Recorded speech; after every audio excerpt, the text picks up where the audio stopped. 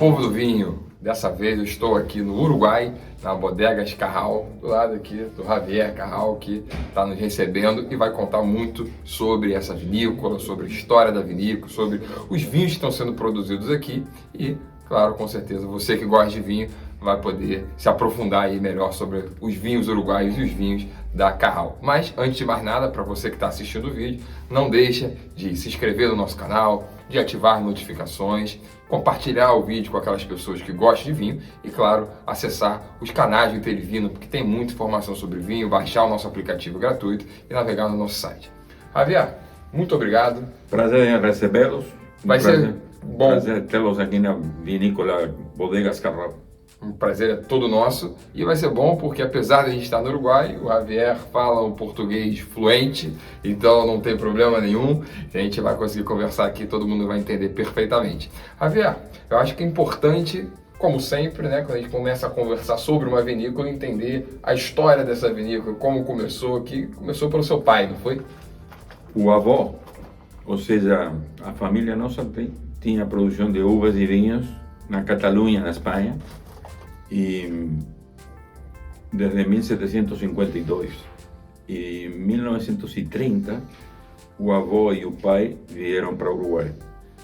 O avô Juan Carral e o pai Juan Carral também começaram a produzir no Uruguai com a tecnologia da Europa. O avô era enólogo de Vila Franca del Penedès, uma escola de enologia famosa naquela época.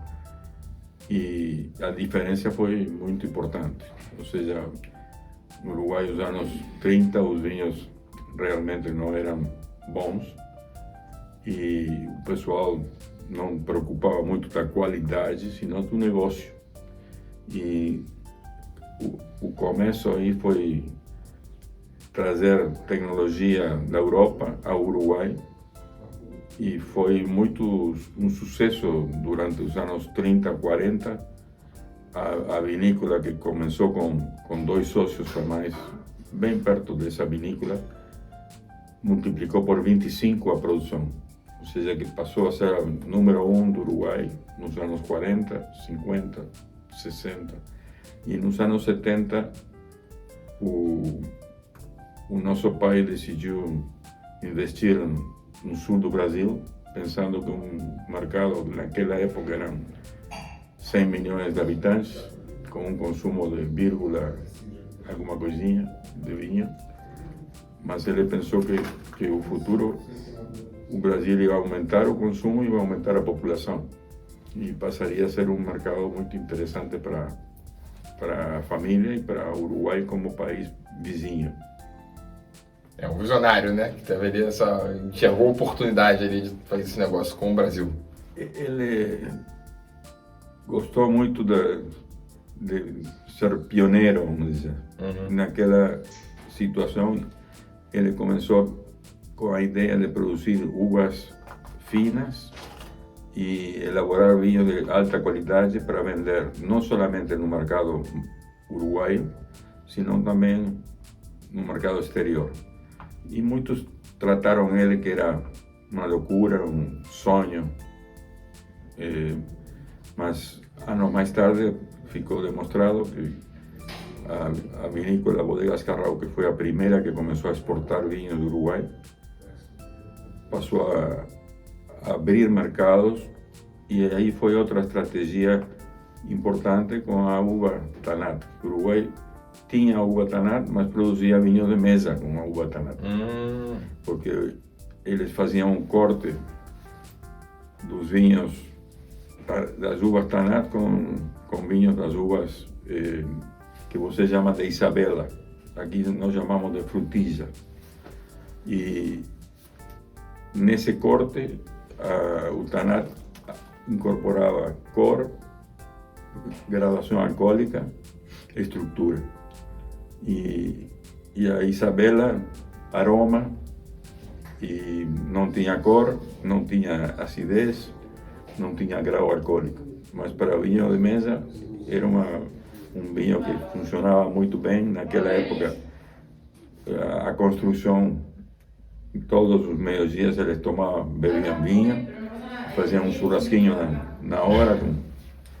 E foi o início do consumo, porque o Uruguai tinha um consumo acima de 30 litros per capita.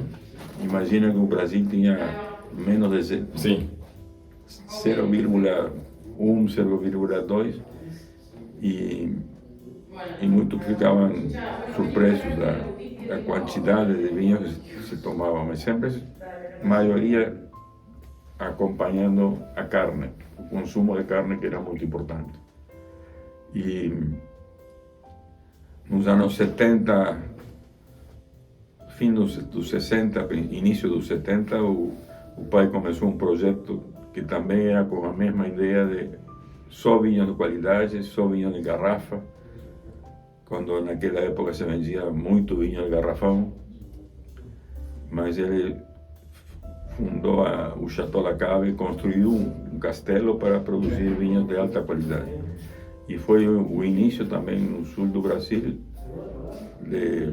de produzir vinhos de qualidade, que o clima da serra não era o ideal para vinhos tintos, mas selecionando os vinhedos e os colonos que produziam as uvas, tínhamos Cabernet Franc e Merlot como base dos vinhos tintos, e também ele começou com a ideia de produzir um vinho como o Velho do Museu, que foi o vinho mais importante da década dos 70, 80 no Brasil, quando ninguém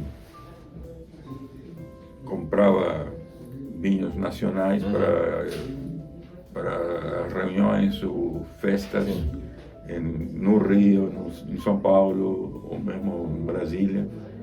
E o Velho do Museu foi onde se vendia muito, muito bem. Teve esse projeto no Brasil, para quem está vendo isso tudo, e vocês, a partir de qual momento vocês ficaram somente aqui com a Carral mesmo? Bom, nos anos 84 faleceu o pai, então aí nós continuamos com a firma do Castelo 4 anos a mais, até 88, e já este projeto do Uruguai tinha começado nos anos 75, ou seja, tinha 9 anos mais ou menos quando faleceu o pai. E essa é uma antiga vinícola que foi um dos pioneiros da vitivinicultura uruguaia, Pablo Barsi, que junto com Arriague, que era vasco, Villela, Francisco Villela, que era catalão também, e Barsi, que era de origem italiano, foram os primeiros que começaram com a vitivinicultura a nível industrial, nos anos 1870 aproximadamente. Tinha algum vinho antes, da parte da igreja, que faziam vinho para celebrar as missas e isso. Mas industrialmente começam as produções na segunda metade do século XIX. E aí vocês, depois desse falecimento do seu pai, que vocês começaram a voltar o foco mais para cá mesmo, na Carral? Sim, ou seja, a ideia nossa era produzir vinhos para exportar e vender também no mercado interno, mas o mercado uruguaio somos 3 milhões de habitantes, um mercado muito pequeno, uma cidade brasileira deve ter muitas por cima da população que tem em todo o país. E então nós pensamos que produzindo qualidade nós poderíamos sair ao mercado exterior, e assim foi que começamos com exportações quando ainda não tinha o Mercosul, que era os acordos bilaterais com Brasil e com a Argentina, o Cauce com a Argentina e o PEC com o Brasil. Com o Cauce foi, como todas as coisas com a Argentina, não foi fácil, porque eles, quando viram que mandávamos vinho do Uruguai para a Argentina, trancaram o Cauce e não deixaram entrar mais. E no caso do PEC, tinha um imposto de ingresso ao Brasil de ordem de 70%, que era bastante. Isso mais impostos estaduais. Sim. Ou seja, que não era fácil também, mas nós começamos com a exportação de vinhos nos anos 80 e foi importante para ir aprendendo também a qualidade que o consumidor dos diferentes países do mundo consumiam e procuravam. E foi justamente nessa época aí também que você mesmo, que foi um grande divulgador da Taná aí, mundo afora. Sim, aí me tocou sair no mundo para oferecer os vinhos nossos e a estratégia foi levar Taná, porque era uma variedade do sul da França, mas que fora da França, o Uruguai era o país que tinha mais quantidade de Taná. Então, por que não utilizar Taná para fazer bons vinhos? Eu me lembro que nos anos 79 e 80 começamos com naquela época, Taná criado em tonéis de carvalho. Ou seja, não se utilizava naquela época barricas. E se eram tonéis como esse que estamos vendo aí, que eram de 5.000 litros, ou 8, 9, até 10.000 litros. E dava uma possibilidade de oferecer alguma coisa diferente. Ou seja, o mundo todo tinha Cabernet Sauvignon, tinha Chardonnay no branco. E o Taná era uma bandeira do Uruguai que vocês podiam levantar. Ou seja, eu tinha que vender o Uruguai primeiro, para vender o vinho da Carral, e depois foi continuado por outras vinícolas também. O Amate, que é o vinho ali, o topo de vocês, que vocês só produzem em safras especiais. Sim, ou seja,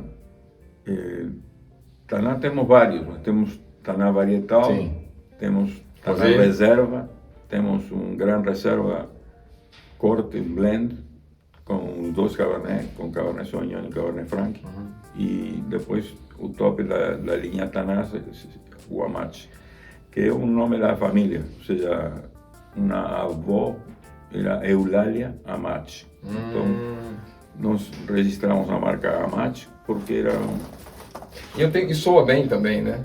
Com Amate Tanat. Ainda tem isso. Fica foneticamente interessante. E foi um bom sucesso, se vende no mundo todo. Também não procuramos invadir o vinho, o mundo com vinho do Uruguai, que somos pequenininhos. Ou seja, a ideia é vender os vinhos em países que somam para nós como mercado. E aqui a gente está no mercado, não, a gente está aqui nessa cave especial de vocês com várias safras históricas aqui da vinícola, né? Sim, aqui temos vinhos de 40 anos para frente.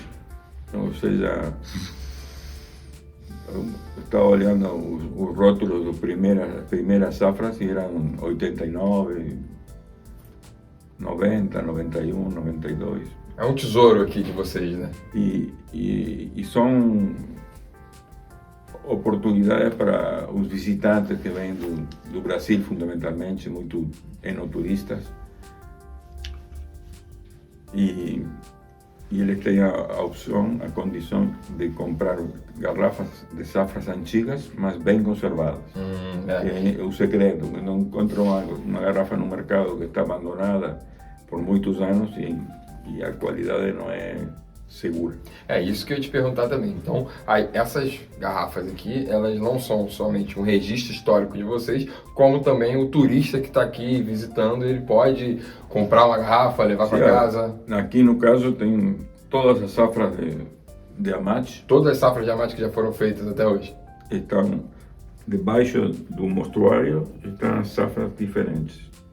E para cima também tem outros vinhos, como o Juan Carral, Gran Reserva, que estão para cima, e depois tem Chardonnay Reserva dos anos 2000, que são incríveis, porque o pessoal diz que o vinho branco tem que ser novo, mas o jovem mas eu acho que se está bem conservado, o Chardonnay é uma variedade muito interessante para guardar e conservar bem, e vem pessoal da Inglaterra, da Europa, e ficam surpresos por vinhos brancos de 20, 30 anos. E sobre os programas de enoturismo, além do consumidor vir aqui e poder degustar essas taças, essas garrafas, essas safras especiais, o consumidor também, aqui vocês têm um almoço, para marcar obviamente, com antecedência, né? Como é que funciona? O que um visitante pode fazer aqui? Fazemos visitas marcadas com antecedência, mas também isso aí dá para organizar um almoço ou organizar uma janta, mas não temos restaurante, porque nós achamos que o restaurante compite com os nossos clientes de restaurantes instalados, e como que eles não gostam muito que roubem os clientes para trazer para uma vinícola. Então, sim, programados e organizados, e dependendo dos grupos, as diferentes opções. Temos visitas de segunda a sexta, às 10 da manhã e às 2 da tarde. Você tem que consertar com antecedência, e aí a visita pode ser feita de visitas tradicionais com empanadas e vinhos varietais e algum reserva. E, por sinal, estavam espetaculares essas empanadas, hein? e algum queijo, se não tem outras opções também. Mas o Uruguai tem muito bons queijos de qualidade também. E é uma coisa que nós sabemos que os brasileiros apreciam muito. Com certeza. Como os cordeiros do Uruguai. Com certeza. Mas penso que tem muita coisa para fazer, e inclusive dependendo da época você pode conhecer o Tanar, que temos um pequeno vinhedo aqui mesmo no prédio da vinícola, e se não visitar o vinhedo que fica 15 quilômetros daqui, onde tem o 99,9% da produção nossa, e que afirma uma das grandes diferenças que tem, que não compra uva, senão que toda uva própria. Não, bem interessante. Fica o convite, então, para quem está vendo o vídeo, vir aqui no Uruguai, que é pertinho do Brasil, pega um avião rapidinho, tá aqui, conhecer os vinhos, conhecer o pessoal aqui da vinícola também. E muito obrigado. Serão bem-vindos. Javier, muito obrigado. Saúde. Saúde, bons vinhos para todo mundo.